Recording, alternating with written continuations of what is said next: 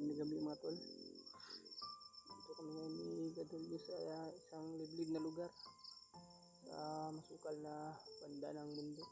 Dito muna siguro kami magpapalipas ng gabi para kahit pa paano hindi kami masyadong makita ng mga kalaban. Doon nga pala si Gadulyo, doon banda mga baliw, magpapahinga. Bali una muna yung magbabantay. Yung usapan kasi namin, palitan kami. Mamaya pag nagising siya ay ako na naman yung magpapahinga at siya naman yung magbabantay. Kaya mo tol, tuloy pa rin kami sa aming paglalakbay.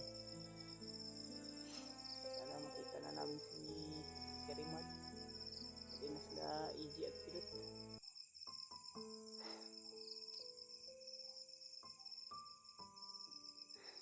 So mga maya siguro mga badi, mga aga siguro kami